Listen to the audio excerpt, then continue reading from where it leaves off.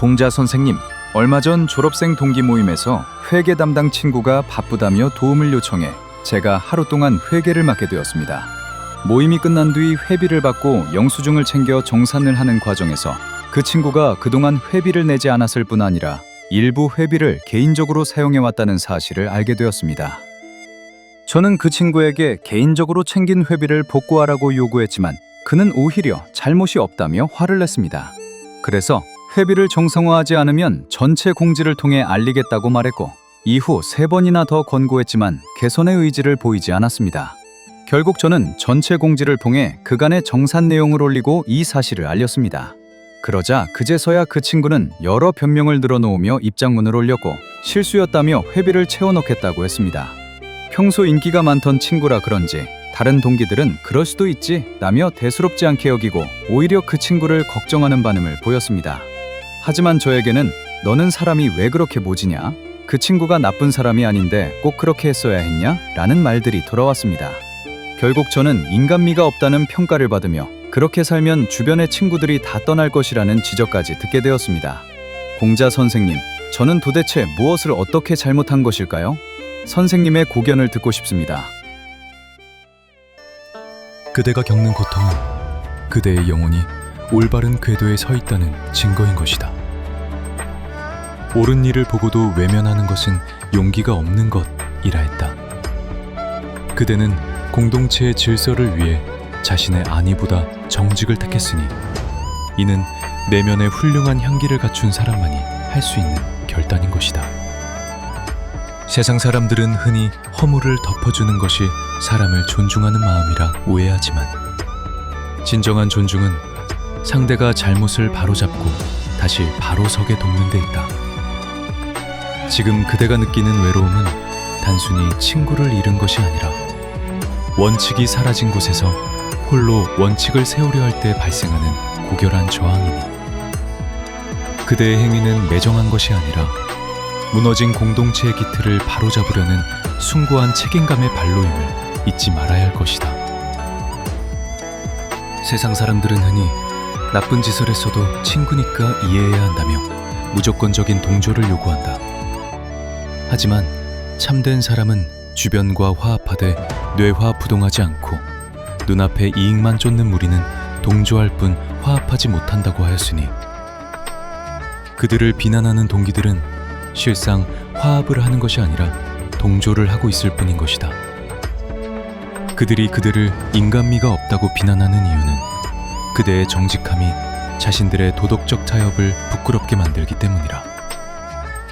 대중의 인기가 곧 정의의 척도는 아님을 직시하여야 한다. 눈앞의 이익과 인간관계에 매몰된 이들의 평판에 일희일비할 필요가 없다. 진정한 조화란 옳고 그름을 분명히 가린 후에 이루어지는 것이며 그대는 지금 그 단단한 토대를 닦고 있는 것이다. 어떤 이는 원한조차 무조건적인 사랑으로 갚으라 하지만 원한은 강직한 정의로 갚고 선의는 따뜻한 마음으로 갚아야 한다고 하였으니 그 친구의 횡령을 공론화한 것은 정의로운 대응이었다. 다만 그 과정에서 강직하기만 하고 예의가 없으면 박절하게 된다는 조언을 되새겨볼 필요가 있다. 정의를 실현할 때조차 상대방에게 최소한의 체면을 배려하는 형식을 갖추는 것, 그것이 바로 사람을 존중하는 마음이 담긴 예절인 것이다.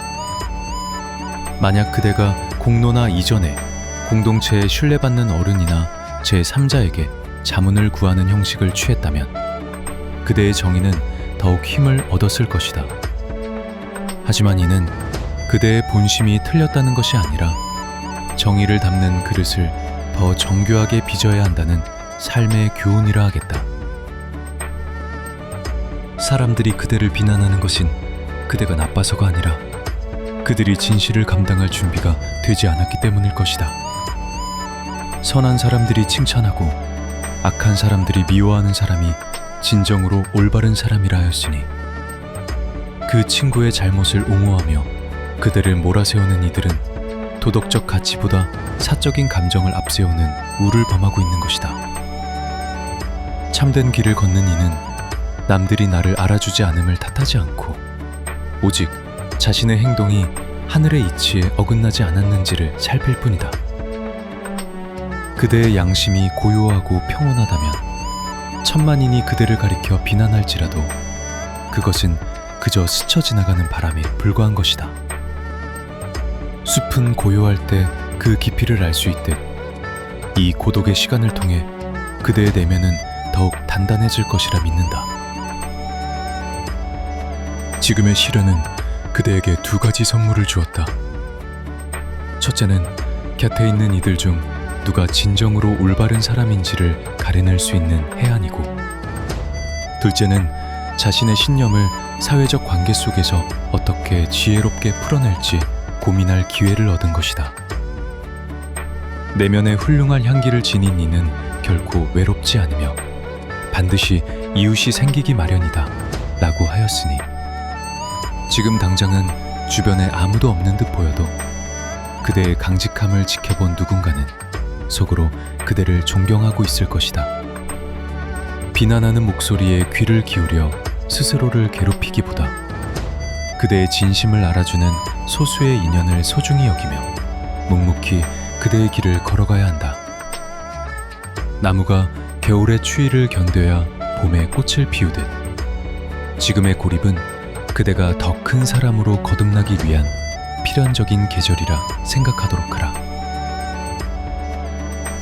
결국 삶이란 나 자신과의 싸움이며 타인의 시선이라는 파도 위에서 내 마음의 중심을 잡는 과정이니 그대가 보여준 정직함은 당장은 소금처럼 아프게 느껴질지 모르나 공동체의 부패를 막는 유일한 방부제인 것이라 하겠다.